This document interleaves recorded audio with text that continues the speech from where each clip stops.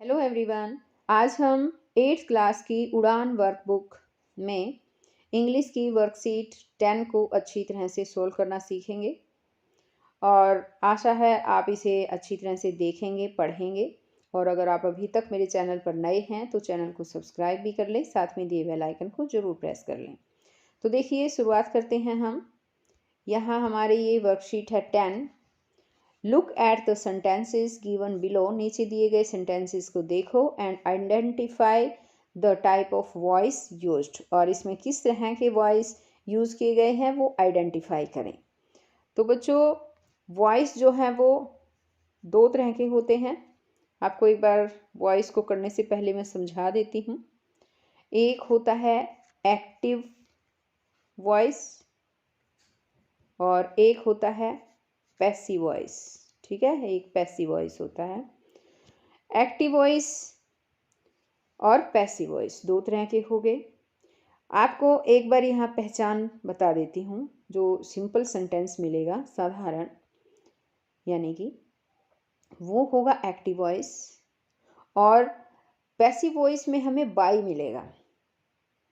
ज़्यादा उसके लिए तो आपको मेरी वीडियो देखनी पड़ेगी एक्टिव वॉइस पैसिव वॉइस की डिटेल में समझाने के लिए। तो मैं थोड़ा यहाँ पर हिंट दे देती हूँ आपको। जैसे यहाँ पर एक ये वाला क्वेश्चन है, सेंटेंस है, Neha sings beautiful songs. Neha सुंदर गीत गाती है। तो ये सिंपल एक सेंटेंस हो गया। ये एक्टिव वॉइस में है। ठीक है, एक्टिव वॉइस है ये। अब the sun rises in the east. सूर्य पूर्व में उगता है। तो ये भी एक्टिव वॉइस है, सिंपल है। अब थर्ड सेंटेंस देखो, the boy was being taught politely by his teacher. देखो बाय आ गया है ना, लड़के को उसके टीचर के द्वारा पोलाइटली सिखाया गया था। तो इसमें बाय भी आया हुआ है। जिसमें बाय आ जाए ना बच्चों, वो पैसिव वॉइस होता है, ये याद रखना। The wood cutter dropped his ex in the river. ये तो एक्टिव वॉइस है, एक्टिव वॉइस आएगा। The tiger was shot by the Hunter. देखो यहाँ भी बाय आया ना, टाइगर को हंटर के द्वारा गोली मारी गई। तो ये पैसिव वॉइस है, तो ये पैसिव वॉइस आएगा। अब आगे देखिए, यहाँ पर दिया है second, rewrite the following sentences by changing the active sentences to passive and passive sentences to active। इसने कहा है कि एक्टिव सेंटेंसेस को पैसिव में और पैसिव सेंटेंसेस को एक्टिव में चेंज करने के लिए नीचे सेंटेंसेस को दोबारा लिखिए, चेंज करके लिखने हैं। ठीक, फर्स्ट है the police arrested the thief. Police ने थीप को अरेस्ट किया। तो हम कैसे करेंगे, इसके आपको रूल पता होना चाहिए। इसका फर्स्ट रूल है, सब्जेक्ट जो है वो ऑब्जेक्ट में चेंज होता है, सब्जेक्ट का ऑब्जेक्ट बन जाता है, और जो ऑब्जेक्ट होता है वो सब्जेक्ट में बदल जाता है। ठीक है, उसका ऑब्जेक्ट का सब्जेक्ट बना लेते हैं। तो देखो यहाँ ऑब्जेक्ट है द थीप, तो यहाँ सब्जेक्ट बन जाएगा ये द थीफ। एक बार दोबारा से ही बता देती हूँ। देखिए द थीफ। अब यहाँ पर हमें वर्ब की फॉर्म देखनी होती है।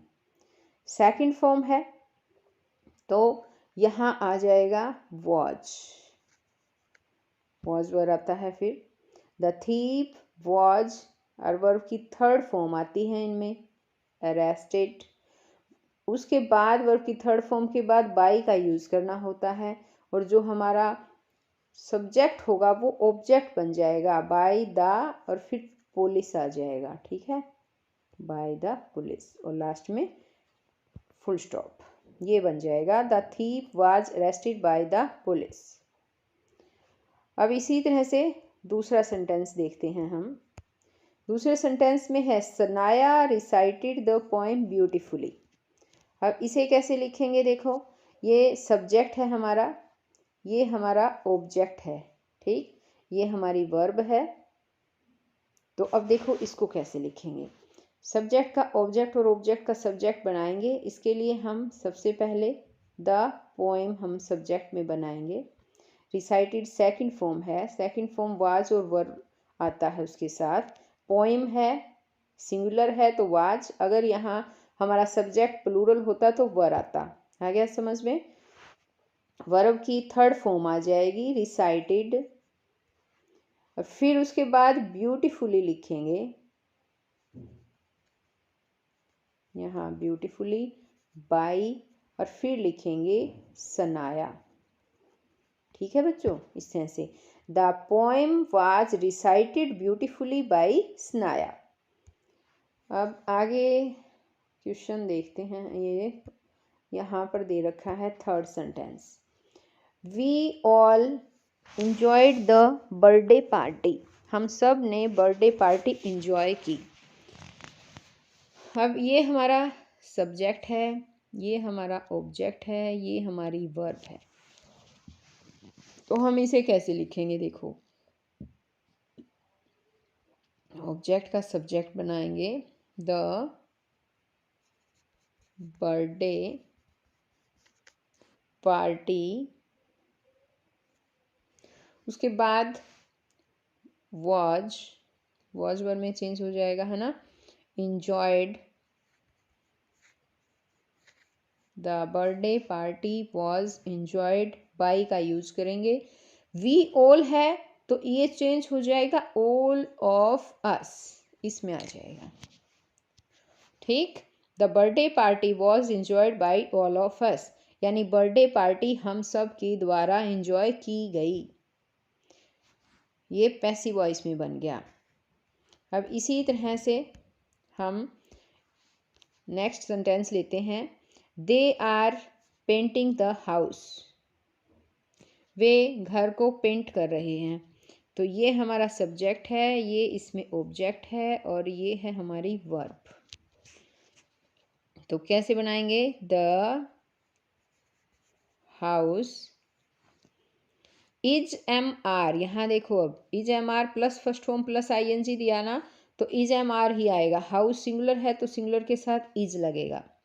द हाउस इज, अब आईएनजी लगा है तो इसके लिए बी और उसके साथ आईएनजी लगानी पड़ेगी हमें, क्योंकि इसमें एक्टिव वॉइस का पैसिव वॉइस बनाते समय बच्चों वर्ब की थर्ड फॉर्म का यूज़ करते हैं, तो आईएनजी हमें हटानी पड़ती है, तो वो बी के साथ लगा देंगे, बीइंग, और फिर वर्ब की थर्ड फॉर्म बनाएंगे, पेंटेड लिखेंगे यहाँ, बाई, और दे जो है वो दैम में चेंज हो जाएगा, और फिर फुल स्टॉप।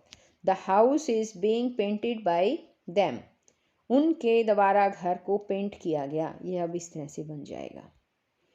अब इसी तरह से आगे है पांचवा sentence, the washing machine has been repaired by the mechanic. अब ये कौन सा वॉइस है बताओ? देखो बाई आ गया ना, ये पैसिव वॉइस में है दे बच्चों, और इसका हमें क्या बनाना है? इसका हमें एक्टिव वॉइस बनाना है।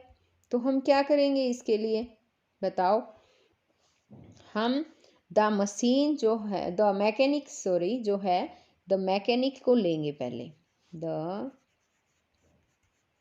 मैकेनिक। अब यहाँ हैज है, बीन है, तो हम इसमें हैज लेंगे और फिर रिपेयर्ड लेंगे, क्योंकि पैसिव वॉइस बनाते समय बीन बनाया था हमने, बीन था नहीं। तो अब रिपेयर्ड के बाद हम द वॉशिंग मशीन लिखेंगे बच्चों, वॉशिंग मशीन, और फुल स्टॉप लगा देंगे। The mechanic has repaired the washing machine, ऐसे बन जाएगा ये। आगे देखिए, आगे यहाँ दिया है choose the correct option.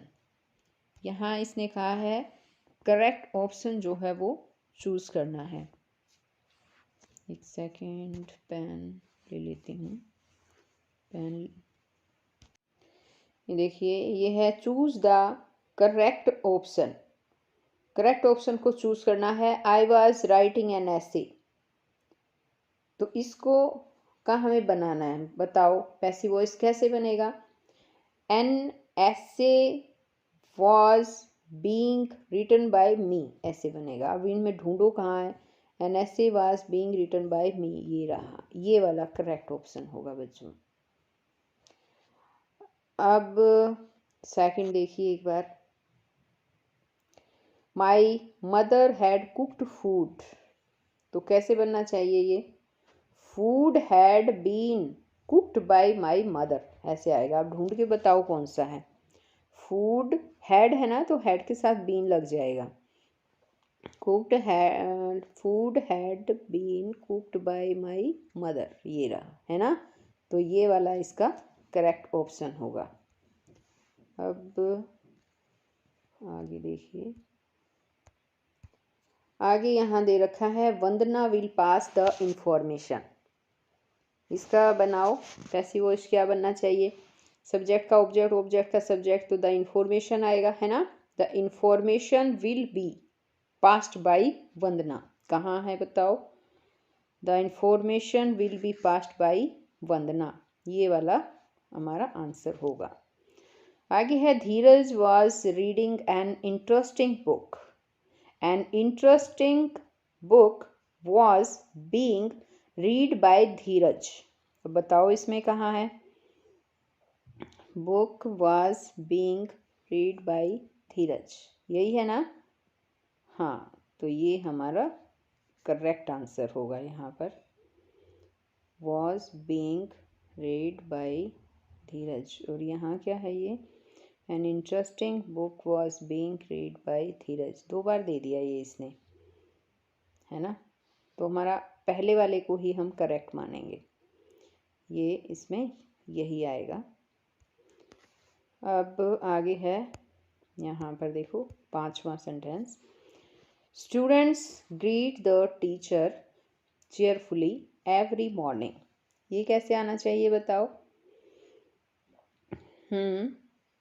The teacher, पहले हमारा सब ऑब्जेक्ट तो ये है ना। द टीचर है, तो द टीचर पहले आना चाहिए। The teacher is greeted cheerfully by students every morning, ऐसे आएगा बच्चों। तो अब बताओ ढूंढ के कहाँ है, ये रहा।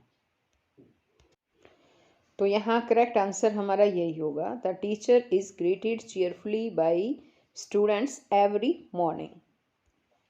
अब आगे ये ख़त्म हो चुकी है आज आपकी उड़ान कार्य पुस्तिका का इंग्लिश का जो पार्ट था बच्चों, यहीं तक था। तो हम फिर मिलते हैं नए सब्जेक्ट्स के साथ, तब तक के लिए बाय।